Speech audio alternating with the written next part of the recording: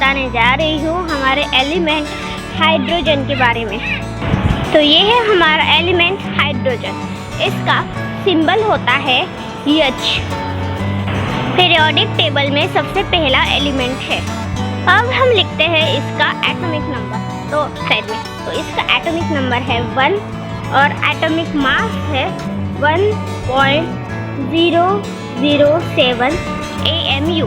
मतलब अगर हम एटॉमिक नंबर लिखे तो इसको हम डिनोट करते हैं Z से, जो कि है 1, और एटॉमिक मास जो होता है उसको हम डिनोट करते हैं A से, और इसका एटॉमिक मास है 1.007 AMU। अब जो हाइड्रोजन है उसकी डिस्कवरी की थी हेनरी कैवेंडिश ने इन 1766। अब हम देखेंगे number of proton and number of electron. ये दोनों इक्वल होते हैं, इसलिए हम इक्वल का साइन देंगे। Number of proton equals to number of electron. तो ये दोनों है 1, क्योंकि इसका एटॉमिक नंबर जो है वो 1 है।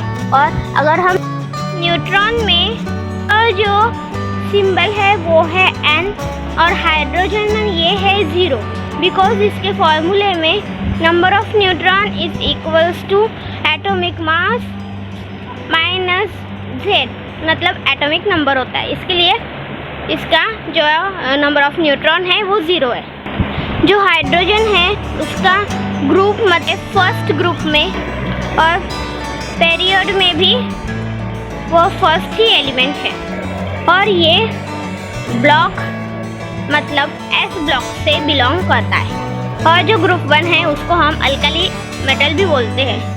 जो हाइड्रोजन है वो गैसियस स्टेट में होता है। अब हम बात करते हैं डेंसिटी की। जो डेंसिटी को रिप्रेजेंट करते हैं रो सिंबल से, और 0.117 kg पर मोल है इसकी डेंसिटी।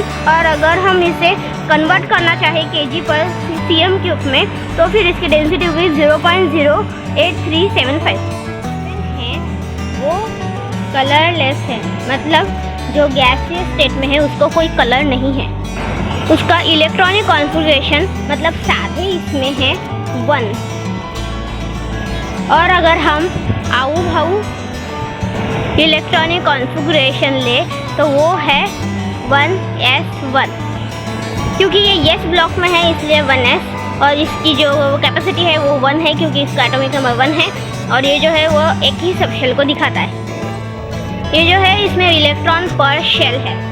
अभी melting point and boiling point. तो इसका मेल्टिंग पॉइंट है -259.1 डिग्री सेल्सियस, और इसका बॉइलिंग पॉइंट है -252.9 डिग्री सेल्सियस।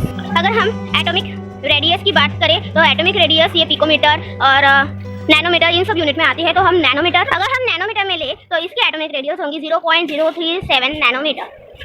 और अगर हम बात करें ये कोवेलेंट रेडियस और वैन डेर वाल्स रेडियस की, तो कोवेलेंट रेडियस है 53 picometer and van der Waals radius है 120 पिकोमीटर। ऑक्सीडेशन जो स्टेट है या फिर नंबर है तो फिर 1 या फिर +1।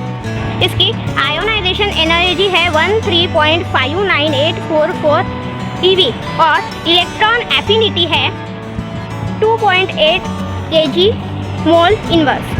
अब परसेंट अबेंडेंस जो होता है वो मास के ऊपर डिपेंड होता है, और वो है 75% ऑफ इट्स मास। जो वैलेंसी है वो 1 है, और इलेक्ट्रोनेगेटिविटी जो हम X से डिनोट करते हैं वो है 2.20। अब जो हीट ऑफ वेपराइजेशन है वो है 0.904 kg पर मोल, वो है H2 के मॉलिक्यूल के लिए। और मोलर हीट कैपेसिटी जो है वो है -28.836 जूल पर मोल पॉइंट के, वो भी H2 के ही मॉलिक्यूल के लिए। जो नेचुरल ऑक्यूरेंस है वो प्रिमोर्डियल है, और इसका जो क्रिस्टल लैटिस का स्ट्रक्चर है वो हेक्सागोनल है, जो कि ऐसा दिखता है।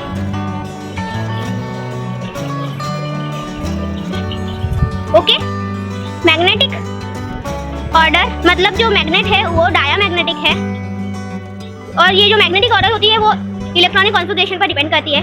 और थर्मल कंडक्टिविटी 0.1905 वैट पर मीटर टाइम है।